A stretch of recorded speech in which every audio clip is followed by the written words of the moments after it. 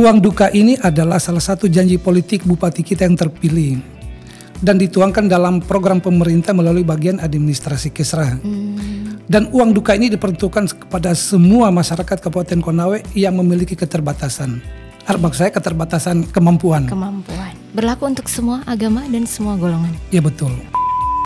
Ibarat kata malam masyarakat meninggal dunia diurus, besoknya dananya sudah bisa cair, sehingga bisa dimanfaatkan untuk penguburan dan penyelesaian urusan jenazah lainnya. Ini beasiswa ini bukan cuma dikhususkan bagi mereka yang tidak mampu, tapi seluruh masyarakat Konawe. Seluruh masyarakat Konawe. Dengan catatan dia bukan pegawai negeri. IP-nya harus terjaga, minimal IP-nya itu 3 di atas 3. Enggak sih sebenarnya, awalnya kami menetapkan 3,0, tetapi setelah BPK memeriksa dan dipelajari lebih detail lagi Perbub, di Perbub ternyata mensyaratkan 2,75. Sehingga standarnya kita turunkan dari 3 ke 2,75. Yang kita sudah bantu ini ya, yang sudah ini yang sudah tersentuh bantuan ini ada 18 bantuan mulai dari PCNU Kabupaten Konawe, Muslimat NU, wanita Katolik, dari semua Parisade Hindu Dharma. Iya. Kalau untuk rumah ibadah, rekeningnya itu kan juga rekening pengurus rumah ibadahnya, ya, rekening pengurusnya. Bukan ke rekening pribadi dia. Bukan rekening pribadi, ya.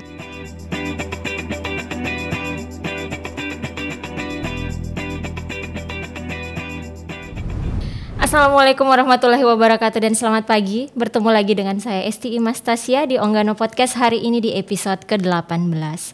Hari ini kita hadir dengan tema Suara Kesra dari Hati untuk Rakyat, di mana kita tahu bersama dan mungkin saya sedikit menginformasikan bahwa tugas pokok bagian Kesra yaitu merumuskan serta melaksanakan kebijakan daerah di bidang keagamaan, sosial, pendidikan, kebudayaan, serta kegiatan kesejahteraan masyarakat lainnya.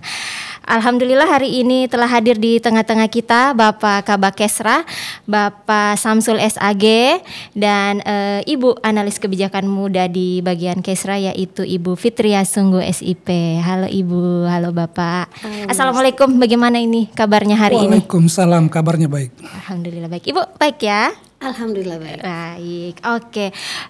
Hari ini kita akan membahas atau berbincang-bincang sekaligus memberikan informasi kepada masyarakat Konawe khususnya tentang program dari bagian Kesra, di mana yang saya tahu Kesra ini memiliki 3 program yang sedang dilaksanakan begitu, yaitu nanti sebentar langsung dijawab oleh beliau berdua ini. Oke, yang saya dengar apa lagi Ibu? Yang pertama bantuan duka, bantuan duka, kemudian beasiswa. Ada beasiswa, kemudian yang ketiga ada kita berikan hibah kepada organisasi keagamaan dan rumah ibadah. Oke, mungkin kita bagi saja ini menjadi 3 topik mungkin Ibu ya. Yes, ya. Yang pertama topiknya tentang uang duka tanda empati negara. Oke, mungkin bisa dijelaskan ini Pak tentang bantuan uang duka ini gimana? Baik, terima kasih. Saya akan menjelaskan tentang uang duka. Iya. Terlebih dahulu saya mengucapkan Assalamualaikum warahmatullahi wabarakatuh. Waalaikumsalam. Uang duka ini adalah salah satu janji politik bupati kita yang terpilih dan dituangkan dalam program pemerintah melalui bagian administrasi Kesra. Dan uang duka ini diperuntukkan kepada semua masyarakat Kabupaten Konawe yang memiliki keterbatasan. Maksud saya keterbatasan kemampuan. Jadi yang berhak mendapat itu adalah bagi mereka-mereka yang tidak mampu. Dan itu dia ada prosedur. Ada prosedurnya tentunya. Jadi uang duka ini berlaku untuk semua agama dan semua golongan. Ya betul. Uang duka itu berlaku semua agama dan semua golongan. Oke, jadi memang saya juga baru tahu tadi ini bahwa ini merupakan salah satu program bupati kita ya. Jadi di ini kemudian ini prosedur pengajuannya seperti apa, Bapak? Prosedur pengajuannya itu yang pertama itu bahwa ahli waris mengajukan permohonan melalui bupati ceki bagian administrasi Kesra. Setelah itu permohonan itu kami verifikasi. Kemudian ada syarat-syarat yang harus dipenuhi. Tentunya dengan syarat yang berlaku ya Pak ya. Oke. Kemudian kalau program ini kan baru tahun ini ya? Uang duka. Betul, baru tahun ini. Sudah ada yang pernah mendapatkannya? Sudah banyak. Oh, sudah banyak. Oh iya. Mungkin ada cerita sedikit mungkin dari penerimanya seperti apa begitu di daerah mana mungkin. Dari segi penerima itu yang pertama-tama mungkin yang perlu kita ketahui itu tentang persyaratan itu. Apa yang harus dipenuhi oleh ahli waris. Yang pertama itu dia mengajukan permohonan yang saya sudah jelaskan tadi. Permohonan itu antara lain adalah dia harus melampirkan kartu keluarga, KTP, baik yang meninggal maupun ahli warisnya. Kemudian surat keterangan tidak mampu yang diterbitkan oleh desa atau kelurahan. Kemudian foto pada saat penguburan. Ya maksudnya ada sebagai dokumentasi. Dokumentasi. Terjadi. Iya. Kemudian dia diutamakan juga bahwa dia harus memiliki rekening tabungan, diprioritaskan itu atau diutamakan dia buku tabungan Bank BPD, Bank Sultra. Sebenarnya bisa saja untuk bank-bank lain, cuman kadang mengalami kendala. Oh, itu mungkin salah satu kendalanya juga ya. Kalau rekeningnya di bank lain bukan di Bank Sultra gitu ya. Kalau selain itu tadi biasanya kendala yang sering muncul misalnya keterlambatan kah atau ada ketidaktahuan publik tentang program ini? Iya, tentang ketidaktahuan publik ini sebenarnya kurangnya sosialisasi. Karena memang dari penganggaran pertama itu kami belum memprogramkan sosialisasi. Oh iya. Namun kami sudah melakukan hal-hal antara lain kami menyampaikan kepada seluruh kepala desa dan para camat. Itu bentuk sosialisasi kami. Kemudian ada juga biasanya mereka datang ke Kesra untuk urusan lain. Disitulah juga kesempatan kami untuk menyampaikan tentang program ini. Jadi mungkin penyampaiannya masih dari mulut ke mulut. Iya, dari mulut ke mulut. Iya, belum ada program khusus untuk sosialisasi. Begitu. Tapi alhamdulillah lewat program ini Onggano Podcast sekalian kita bisa mempublikasikan atau mensosialisasikan program ini supaya lebih dikenal dan lebih diketahui oleh masyarakat Konawe. Mudah-mudahan banyak yang nonton, banyak yang tahu tentang hal ini ya. Kalau di Biro Kesra sendiri sudah ada ininya ya Pak. Kalau misalnya masyarakat mau ke Kesra untuk mempertanyakan atau mengurus hal ini, sudah ada bagian informasinya kah di sana atau betul. Humasnya mungkin yang stay di kantor? Ya, kami di Kesra itu sudah membagi tugas. Untuk bagian uang duka ini sudah ada memang orang-orangnya. Jadi begitu masyarakat datang di Kesra langsung ke orang yang kami sudah tunjuk untuk bertugas menangani uang duka. Dia diberikan penjelasan mulai dari awal sampai pencairan. Jadi sangat terbantu ya, sangat didampingi begitu ya. Mungkin kita masuk topik yang kedua. Minta maaf bisa saya menjelaskan. boleh. Sepertinya masih kurang lengkap. Ada yang boleh. Saya. Ya, jadi sekalian Ibu mungkin mau sharing hal-hal yang penting yang mungkin tidak saya tanyakan. Silakan Ibu. Oh iya, terima kasih Mbak Esti. Iya. Dan kepada seluruh masyarakat Konawe, kami ini dari bagian Kesra, pertama-tama Pak Kabak tentu kita harus berterima kasih dengan Onggano Podcast. Dengan adanya media ini, ya program kami bisa lebih banyak lagi masyarakat yang tahu. Mudah-mudahan. Jadi program ini memang seperti yang dikatakan Pak Kabak tadi, ini adalah program yang merupakan program andalan unggulan dari Bapak Bupati dan Wakil Bupati ketika beliau melakukan kontestasi pemilih pilkada. Oh iya. Dan begitu beliau dilantik langsung mengeksekusi program ini dan itu diserahkan kepada kami bagian Kesra. Jadi langsung jalan nih. Iya betul. Malah pada saat kampanye ini beliau menjanjikan 1 juta per kedukaan, tetapi ternyata dinaikkan menjadi 2 juta rupiah. Ini naik sampai 100% dari yang dijanjikan. Alhamdulillah. Kemudian bagi seluruh masyarakat dan ini memang diperuntukkan bagi masyarakat yang kurang mampu. Dana ini sebenarnya diperuntukkan untuk membantu proses penyelesaian jenazah.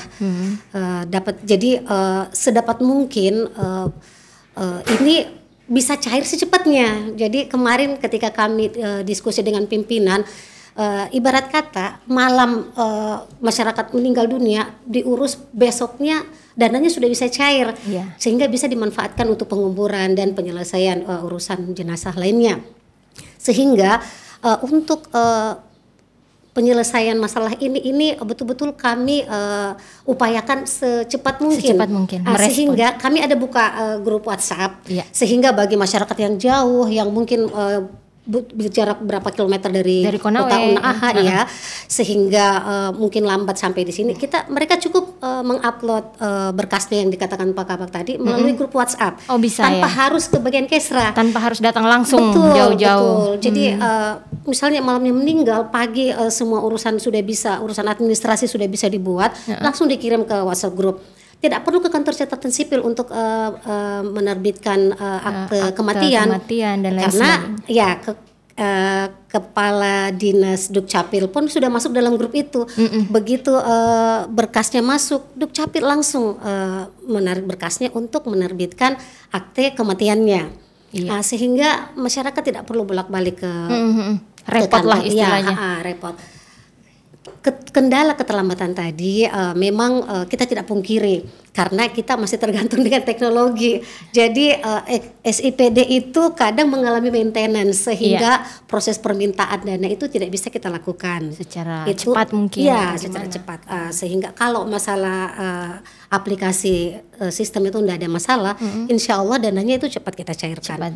Bahkan rapat terbatas kemarin, jadi semua unsur yang terlibat dalam proses pencairan mulai dari bagian Kesranya, verifikasi di bagian keuangan, kemudian kepala BPKAD sendiri selaku dinas yang mengeluarkan SP2D untuk pencairan dananya itu sudah kita rapat bagaimana supaya sama sekali jangan ada kesulitan untuk jangan dipersulit untuk hal tersebut. Kalau bisa didahulukan lah. Iya betul. Ibaratnya kalau ada jalan tolnya kita nggak usah pakai yang jalan sempit. Kemudian kendala lain seperti yang dikatakan Pak Kabak tadi, kenapa kita menganjurkan pakai rekening Bank Sultra? Karena transfer dari Pemda ke Bank Sultra itu langsung pada saat itu juga sudah bisa langsung masuk.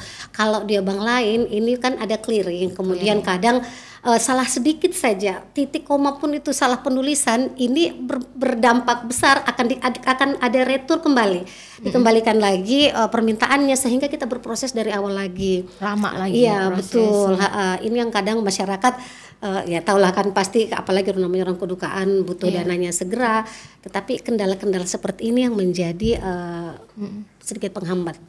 Jadi sebenarnya kalau dari Pemda apalagi dari bagian Kesra sama sekali tidak ada bilang dipersulit begitu, tidak ada dipersulit, tidak ada. Apalagi ini masalah kemanusiaan kalau boleh kita bilang masalah kemanusiaan, tidak ada dipersulit, hanya kadang kendala-kendala di lapangan, kadang ada kendala yang tidak kita inginkan itu terjadi tuh ya begitulah di luar kendali kita. Jadi tadi penjelasan Ibu Fitri yang juga bisa saya ambil bahwa program ini tentunya terbantukan atas adanya kolaborasi dari beberapa OPD. Iya betul. Iya sangat terbantukan karena itu tadi dari Dukcapil, dari BPKAD. Jadi semua bekerja sama lah begitu betul. Agar program ini dapat terlaksana dengan baik tentunya. Oke, terima kasih Ibu tadi penjelasannya. Oke, apa boleh kita masuk ke topik yang kedua? Beasiswa. Beasiswa menjembatani mimpi anak bangsa. Oke, mungkin boleh dijelaskan sedikit tentang beasiswa ini gimana, Bapak Ibu? Untuk beasiswa ke program dari kami itu artinya program pemerintah melalui bagian Kesra itu ada beasiswa akademik, ada beasiswa kurang mampu maupun tahfiz serta beasiswa-beasiswa yang lainnya. Namun untuk saat sekarang ini program beasiswa cerdas yang diberikan kepada masyarakat Kabupaten Konawe itu meliputi ada S1, ada S2 dan ada S3. Itu program beasiswa yang sementara kami jalankan di Kesra itu. Oh, S1, S2, S3. Jadi kalau maksudnya ini akademik kurang mampu, tahfiz, jadi beda-beda ya ininya? Begini, kalau akademik itu seperti dia harus memenuhi, tapi persyaratannya ada persyaratan akademisnya. Oh iya. Jadi seleksi ini dilakukannya bagaimana Pak? Untuk sementara yang memverifikasi atau menyeleksi itu untuk sekarang ini adalah di bagian Kesra. Namun untuk ke depan kami akan menyerahkan ke kampus. Oh ke kampus. Jadi kerjasama.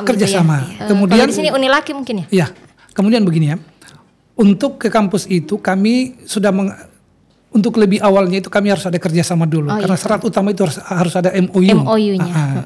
Dan alhamdulillah tahun ini untuk MOU yang kami sudah lakukan itu sudah sekitar kurang lebih 30 perguruan tinggi. 30. Sedangkan kemarin itu kan baru 3 ya, baru 3 perguruan tinggi tahun-tahun kemarin. Yang sebelumnya ya. Yang sebelumnya. Oh, yang sebelumnya. Tahun ini sudah berapa tadi? Sudah kurang lebih Hampir 30. seluruh yang di Kendari itu sudah semua. Kalau di Kendari sudah semua perguruan tinggi sudah ada MOU. MOU-nya sudah. Kalau universitas yang ada di Konawe, Unilaki mungkin ya, sudah juga MOU-nya. Kemudian yang kurang mampu itu mungkin tadi ya untuk orang-orang yang tidak mampu. Jadi regulasinya dia bagaimana?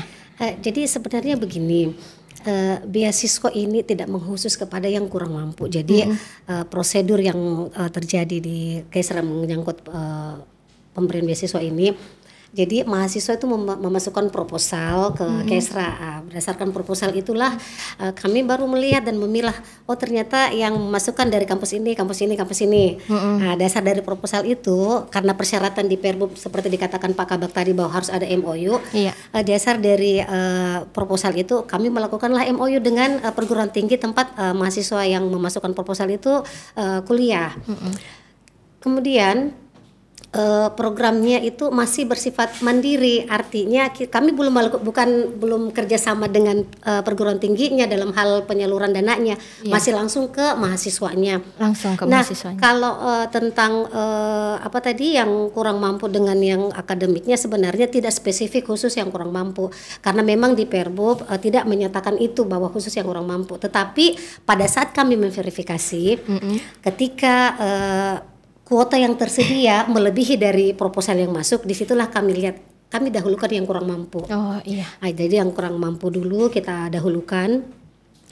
Kemudian kalau setelah itu yang mampu, dan karena memang pada dasarnya semua mahasiswa Konawe itu berhak untuk menerima beasiswa. Nah, setelah kami kemarin dengan Pak Kabak berkunjung ke kampus untuk melakukan MOU, kami dapat informasi dari pihak kampus kemarin dari Bina Bangsa ya, Kendari. dari Stimik Bina Bangsa yang menyatakan bahwa Ibu kalau misalnya langsung ke mahasiswa, ini dananya bisa jadi salah jalan. Mungkin mereka tidak peruntukan untuk bayar uang UKT-nya, malah nanti minta kepada orang tuanya dan ujung-ujungnya UKT-nya malah terkendala, terabaikan.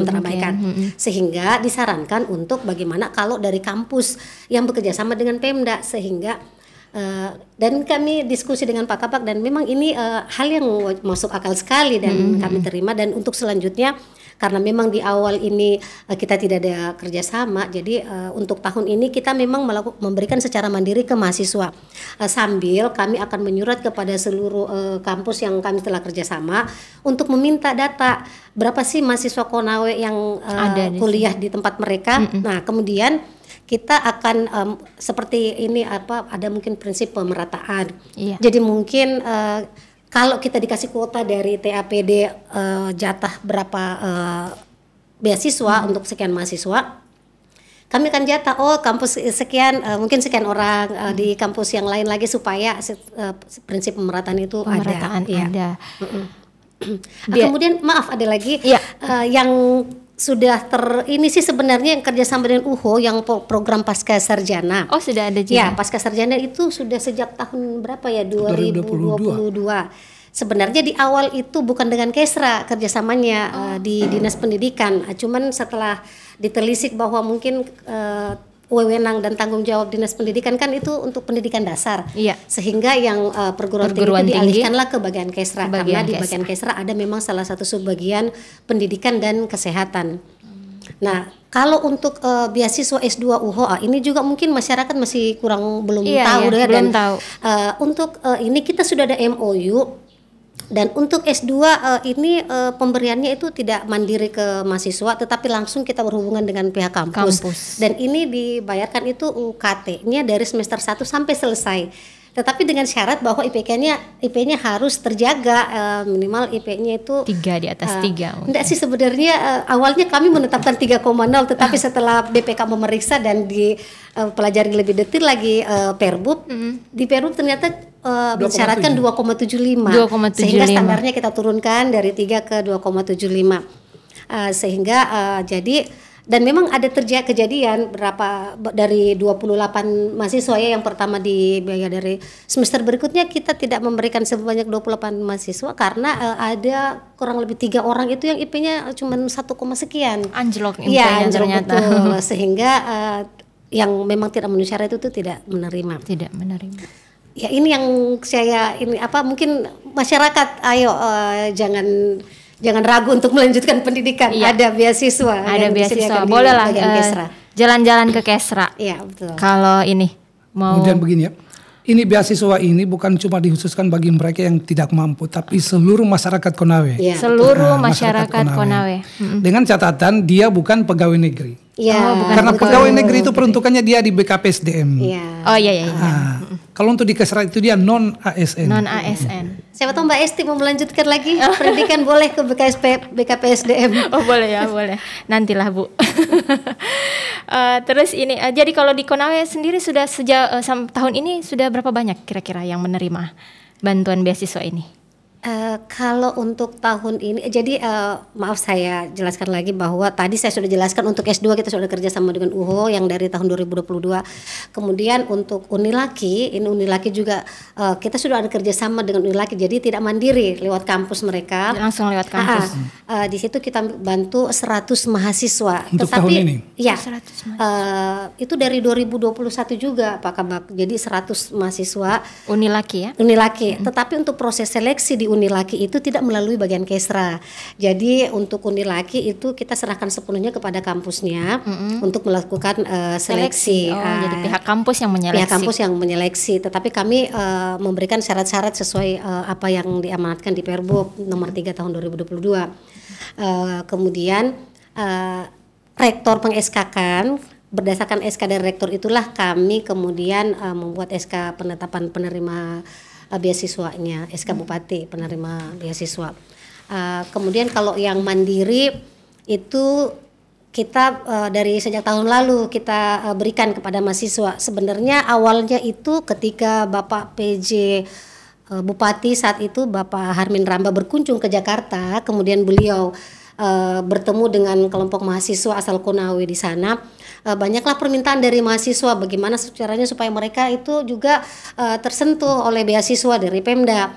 Pas beliau pulang ke Konawe, kemudian didiskusikan bagaimana caranya bisa memfasilitasi anak-anak kita yang kuliah juga di luar, sehingga dibuatlah mekanisme pemberian beasiswa itu secara mandiri. Jadi mulai dari yang D3, SAE 1, S2 bahkan sampai S3. Dari tahun lalu itu kalau saya tidak salah, ini mohon maaf saya tidak bawa datanya, kurang lebih di APBD awal itu kita ada 69 penerima siswa. Kalau saya tidak salah ini mohon maaf ya, nanti dicek kembali datanya. 69 orang? Iya, 69 orang mahasiswa. Kemudian di anggaran perubahan kita mendapat tambahan anggaran lagi sekitar kurang lebih 40-an. Saya tidak tahu pasti ini, mohon maaf saya close data kemarin tidak bawa ke sini. Kemudian untuk tahun ini di APBD awal itu kita dapat kita berikan beasiswa ke 49 mahasiswa. Cuman di awal itu terbatas di UHO sama UMK saja, Universitas Muhammadiyah Kendari. Kenapa? Karena kerjasama kita, Pemda kerjasama dengan perguruan tinggi itu baru di 2 perguruan tinggi ini. Kemarin kan kami memberikan sekalipun kami belum ada kerjasama, dan itu menjadi rekomendasi dari pemeriksaan BPK kemarin. Sehingga pas tahun ini kita getol untuk melakukan kerjasama dengan seluruh kampus yang mahasiswa kita mengajukan proposal. Terutama yang telah kita kasih bantuan tahun lalu yang di Jakarta, ada di Jogja. Oh, dapat juga bisa. Iya, gitu. Jadi untuk Jakarta tahun ini kita sudah ada kerjasama dengan beberapa kampus. Yang pertama dengan Universitas Ibnu Khaldun, kemudian Universitas Profesor Dr. Supomo beragama ya, kemudian Sekolah Tinggi Stiami Jakarta. Kemudian dengan Universitas Negeri Jakarta kita sudah ya, jadi Universitas Muhammadiyah Jakarta, Institut Teknologi dan Bisnis Ahmad Dahlan, Oh, jadi sudah banyak sekali ternyata. Termasuk Universitas Tarumanegara dan Universitas Trisakti. Ini saya baru dapat WhatsApp bahwa MOU-nya sudah ditandatangan karena kesibukan Bapak Bupati dan Rektor, tentu ini tidak bisa dia adakan penandatanganan secara langsung. Jadi penandatangannya itu desk to desk. Saya barusan di WhatsApp dari Universitas Tarumanegara. Draft MOU-nya itu yang sudah ditandatangani sudah dikirim melalui via pos, demikian pula yang dari Trisakti. Jadi sudah terjalin MOU ini juga. Iya, betul. Jadi kalau besaran beasiswa itu sendiri gimana? Disesuaikan beda-beda ya? Tidak. Yang besaran beasiswa ini kita tidak mengacu pada UKT masing-masing ya. Jadi kita rata karena merata. Untuk D3 kita berikan 5 juta, untuk S1 kita berikan 7 juta, S2 10 juta, dan S3 15 juta. Tetapi ini tidak per semester Mbak Esti. Ini pemberiannya per tahun. Jadi diharapkan satu kali kita berikan bisa mengcover 2 semester aja. 2 semester. Iya, betul. Oke, alhamdulillah. Jadi sebenarnya ini program yang sangat bermanfaat tentunya. Iya, betul sekali ya. Jadi itu tadi yang saya bilang melalui podcast ini, yang tadinya masyarakat Konawe tidak tahu, menonton podcast ini bisa tahu bahwa ada ternyata program beasiswa. Ya, jadi kalau regulasinya, jadi mahasiswa ke Kesra memberikan proposal ya? Iya, betul proposal. Proposal. Habis itu diseleksi lagi. Jelas kita seleksi karena kan kuota terbatas, jadi kita kembalikan ke kemampuan anggaran pemerintah daerah. Jadi sebenarnya prosedur perencanaannya seperti begini. Proposal masuk, terus kami dari semua proposal yang ada kami ajukan ke TAPD untuk didanai oleh Pemda. Tetapi TAPD kemudian melihat lagi berapa yang bisa diberikan ke Kesra. Kemudian setelah ada pagu dari TAPD, kami kemudian seleksi.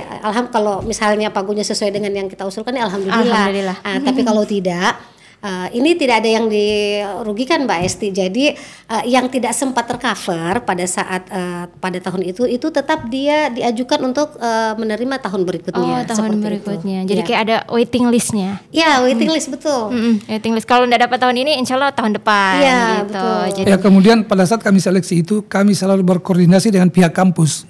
Karena kami menjaga jangan sampai dia mendapat di pembiayaan yang lain. Jangan sampai double. Karena memang tidak boleh satu mahasiswa itu menerima beasiswa dari 2 sumber yang berbeda. Siapa tahu ada kabupaten ini, ada jadi kabupaten lain, gitu. Mungkin dia masukkan proposalnya mungkin di mana-mana. Kalau ke kabupaten lain sih mungkin tidak, tapi kan biasanya dari kampus sendiri atau dari pemerintah kan ada pemberian beasiswa juga. Contohnya kayak apa sih yang KIP itu ya? Ada juga. Ada yang dari pemerintah, ada dari kampus atau dari sponsor lain. Kemudian ini juga ada yang saya lihat beasiswa untuk para tahfiz ya. Ini masih wacana. Kalau yang kita laksanakan ini memang belum ya. Belum ada yang dikhususkan untuk tahfiz. Tetapi untuk perencanaan di tahun 2026 kita memang ini akan mengalokasikan juga beasiswa untuk para tahfiz, karena ini ini aset daerah ini sebenarnya tahfiz kita. Jadi kita mesti hargai dan perlu dibantu tentunya. Iya, betul. Oke, mungkin ada lagi yang mau disampaikan untuk beasiswa atau kita bisa masuk ke topik yang ketiga? Ada sedikit cerita Mbak atau Pak Kabak ada mau ditambahkan silakan. Kalau untuk beasiswa dari saya kayaknya cukup. Cukup. Kalau Bu Fitri, saya ada pengalaman Mbak Esti. Kita sharing cerita di sini. Iya, betul. Kalau mau minum dulu boleh. Bapak minum dulu. Terima kasih.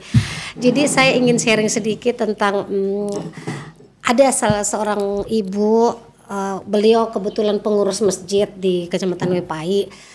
Datang membawakan proposal bantuan untuk masjidnya. Kebetulan beliau mendengarkan cerita tentang beasiswa, langsung bertanya kepada saya. Jadi saya sampaikan, kebetulan beliau punya anak. Ibu ini dia ibu orang tua tunggal karena suaminya sudah meninggal dunia. Anaknya itu punya kemauan yang besar, yang besar sekali untuk lanjut kuliah, bahkan kuliah dengan keinginannya sendiri. Ibunya sebenarnya sudah tidak mengizinkan, tetapi karena anaknya yang kekeh sehingga orang tuanya cuma bisa merestui. Jadi anaknya itu kuliah sambil mengupayakan sendiri biaya kuliahnya, bayangkan Mbak Esti. Jadi setelah saya memberikan ini, ibunya kan sangat bersyukur sekali dan segera memasukkan proposalnya, dan alhamdulillah sejak tahun lalu itu kami sudah berikan bantuan.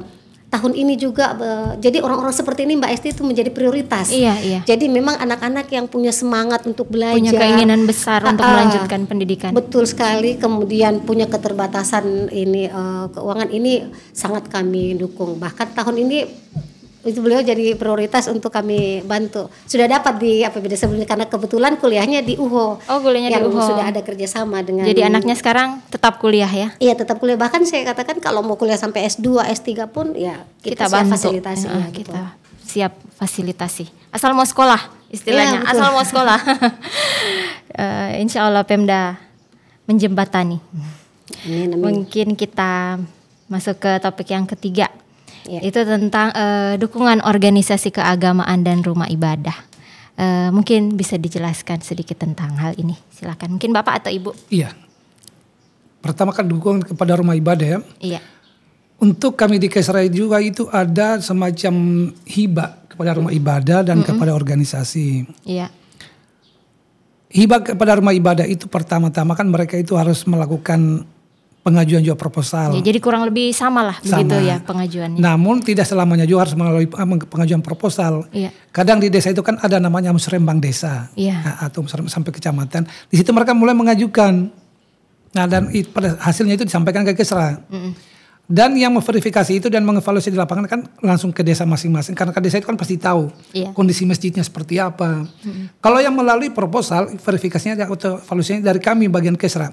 Setelah masuk proposal kami turun ke lapangan. Apa betul layak dibantu atau langsung tidak? Gitu Dicek ya? langsung.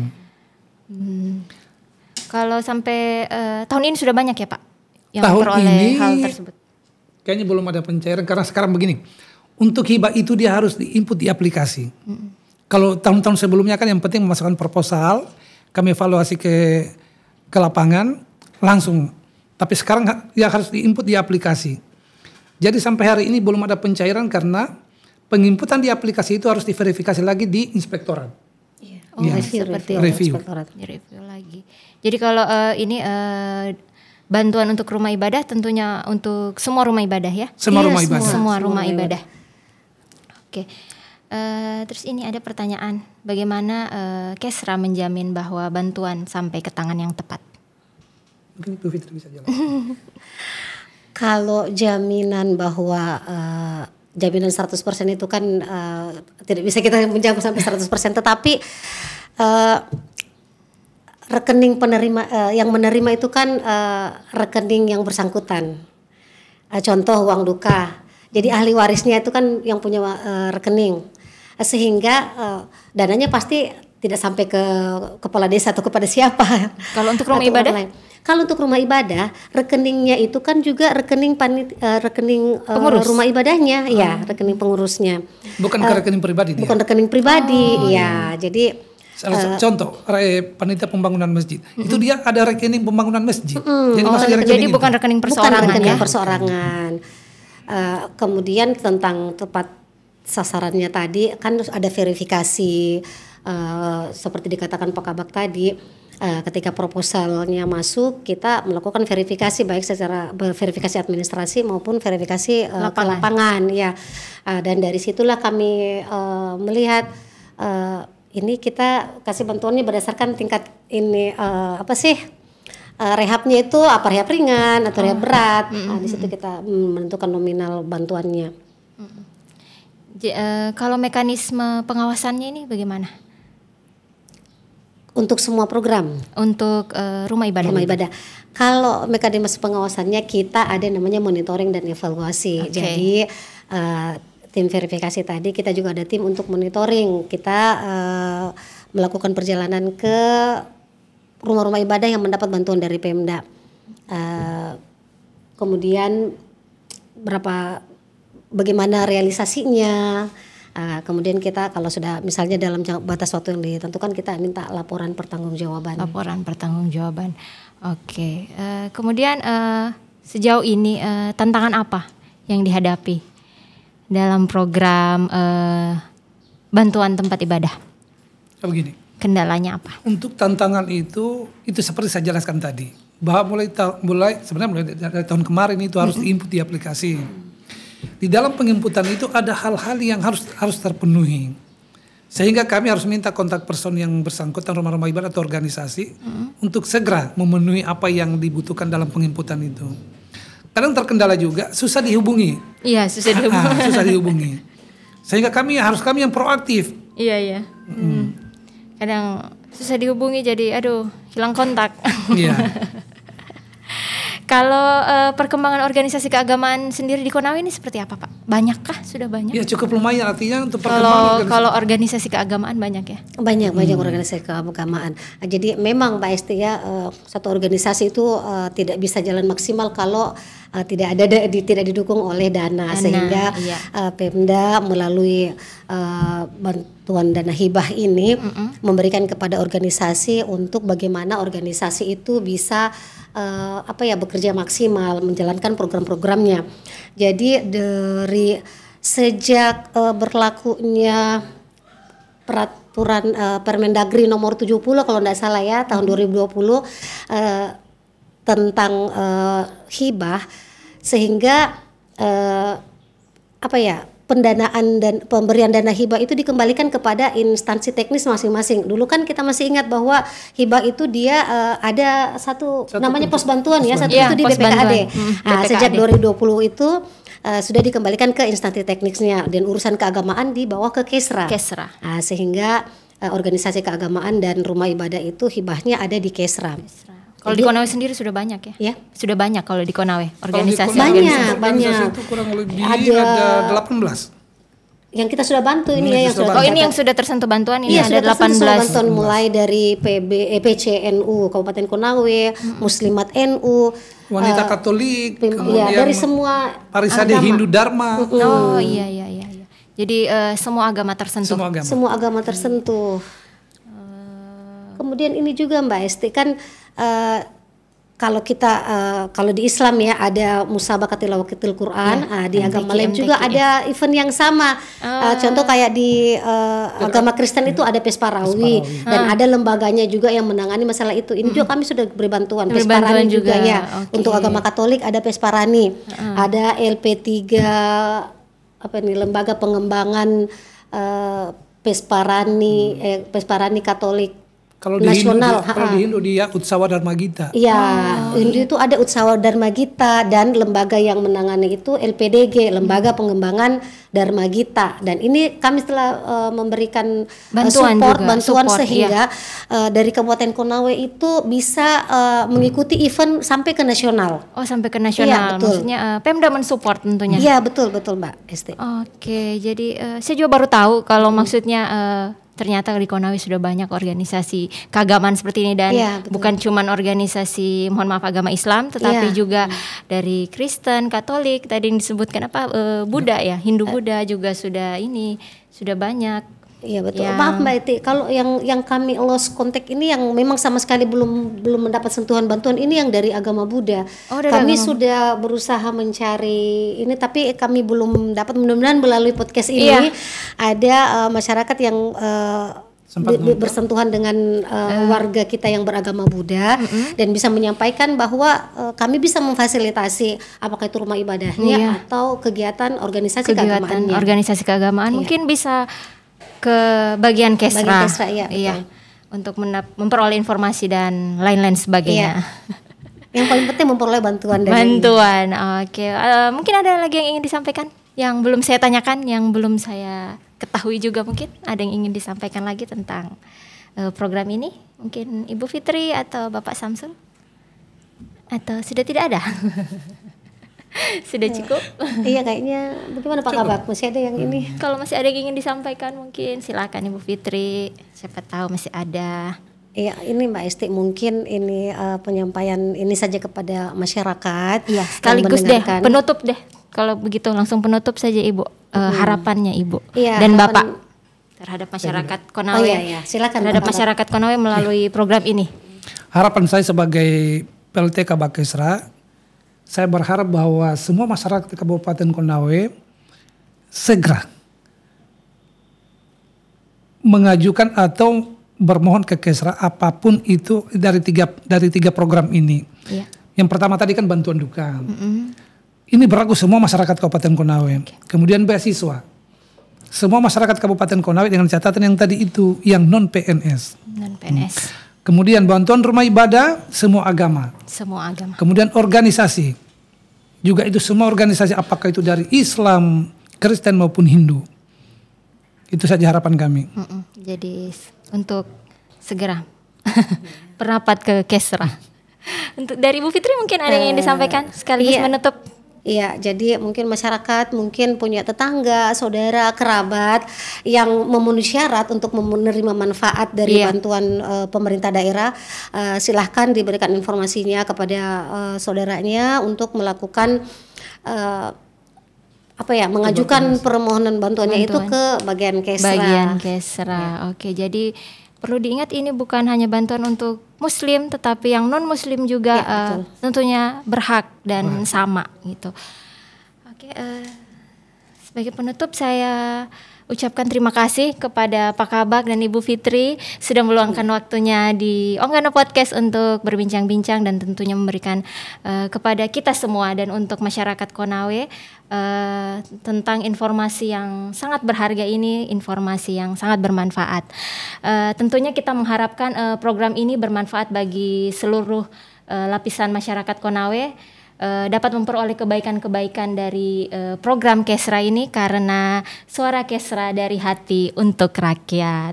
Oke, saksikan terus Onggano Podcast. Jangan lupa like, comment, subscribe, dan nyalakan lonceng notifikasi Anda untuk terus mengupdate informasi dari kami Diskominfo Konawe. Mohon maaf jika ada salah kata. Sampai bertemu di episode selanjutnya. Wassalamualaikum warahmatullahi wabarakatuh. Waalaikumsalam.